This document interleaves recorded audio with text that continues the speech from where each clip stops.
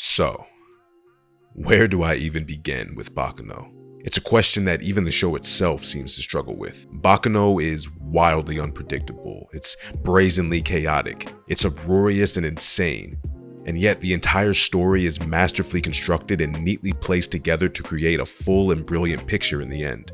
Baccano is one of those stories that you have to really go back and experience at least twice to fully understand. It's a show that actively rewards you for paying very close attention to everything that's happening on screen. It's incredible to me how entertained I was throughout the 16-episode run, despite much of the show entailing a group of characters just sort of talking about different events while stationed in one area for an entire scene. Don't get me wrong though, there's a lot of great action and high energy moments in the show, but I think that it has a perfect balance of calm and craziness that make it a really well-paced experience overall. But the greatest strength of Baccano, in my opinion, is that it's a show without a main character, because it's overloaded with main character level characters.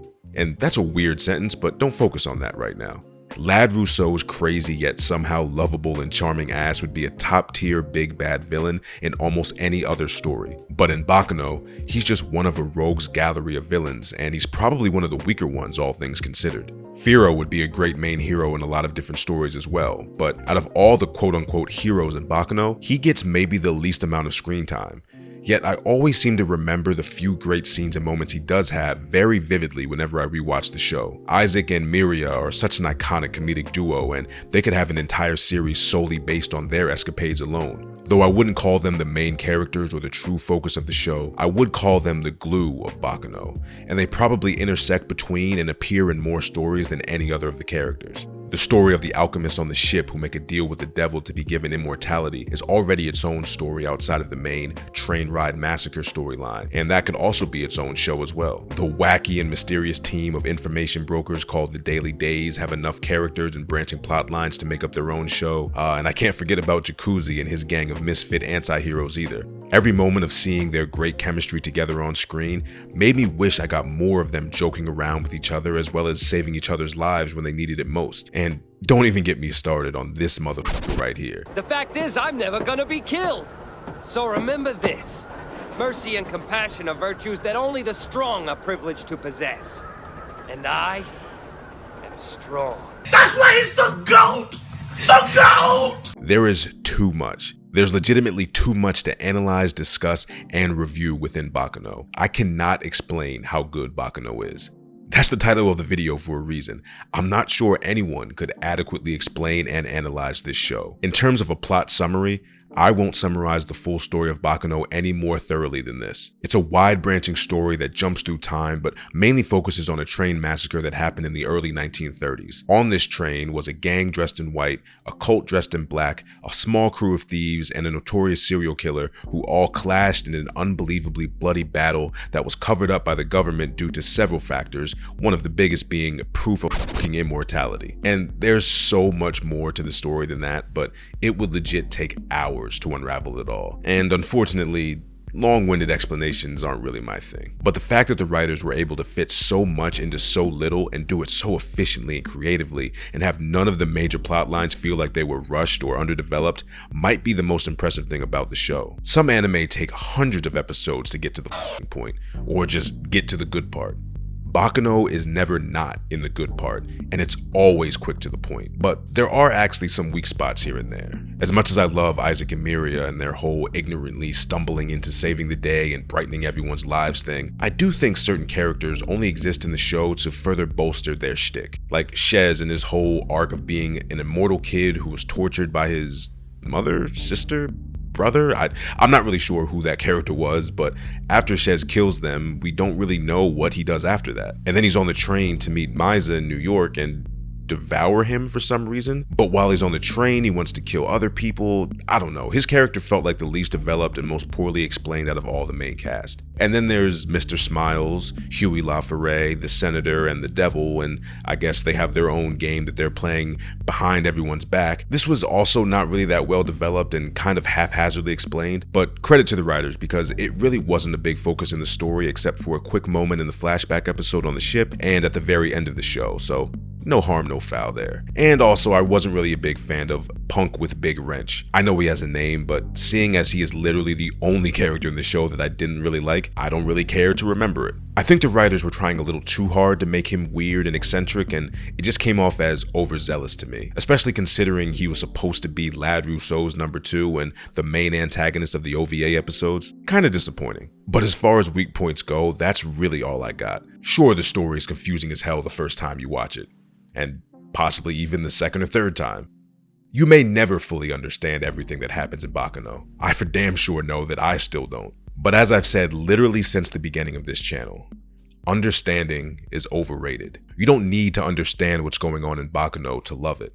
And that's the beauty of it. Baccano is a crazy, violent trip down the path of insanity, and it wants you to lose yourself in that insanity the same way characters like Lad Rousseau and Claire Stanfield do. So many of the characters depicted are criminals, thieves, murderers, drug dealers, liars, cheaters, scammers, the literal devil, the list goes on. But that doesn't stop the same characters from being the heroes and role models that the show wants you to learn from and admire. Even the devil doesn't seem like that bad of a guy in this show. Watching Jacuzzi go from a helpless crybaby to a man willing to go toe-to-toe with an unstoppable killing machine to protect what he loves most at the end is inspiring as hell. Watching the same unstoppable killing machine explain that all of his strength comes from his completely delusional yet completely unwavering self-belief is also inspiring as hell. Watching Isaac and Miria prove over and over again that lending support to others in need and believing in the goodness and humanity is what can change even the most bitter and jaded souls in this world is inspiring as hell. And if you love toxic relationships, then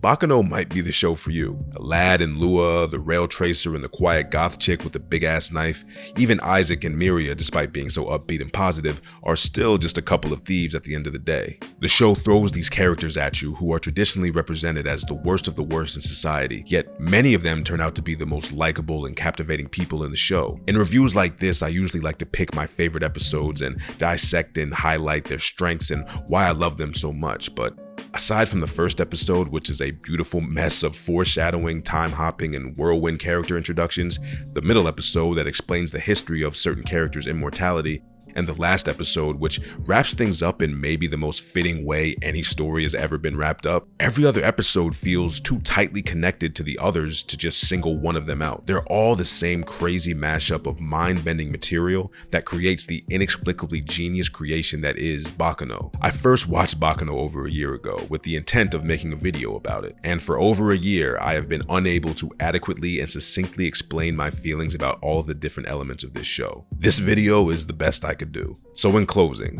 all I can say is this: Baccano is fucking amazing. From the storytelling to the colorful cast of characters to the great action and unique concepts and ideas, it's simply one of the best shows I've ever watched, and it's a damn shame that more people don't know about it. Please, please watch Baccano. And hey, if you want to be better than me, watch it and then make your own amazing video about why it's so good. I couldn't do it, but it doesn't mean you can't. So it has been a wild past few months for me personally, like, in my personal life. Also, I guess with this channel and, the whole chill review thing is kind of blown up recently. I have a video right now that has over 100,000 views.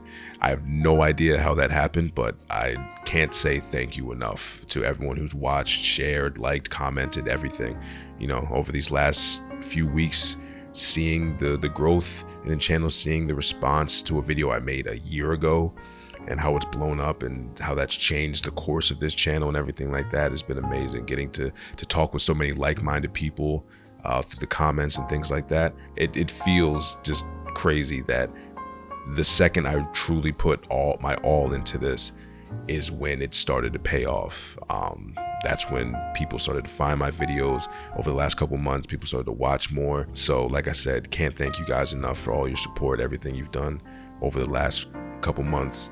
And I don't know, I think of Baccano, I think of, in the first episode, they say, the one vice president guy who's like teaching the little girl how to tell stories and about things like that, and he says he brings up the idea of the rainbow, and people were fascinated by rainbows, and I didn't realize the first time I watched it that was foreshadowing, his iconic speech at the end about the beautiful thing about stories is not knowing everything. Is after the camera shuts off, after you turn your TV off, after whatever ends, people leave your lives, you never see them again. There's a whole litany of more stories that person or that thing experiences after your eyes stop watching them.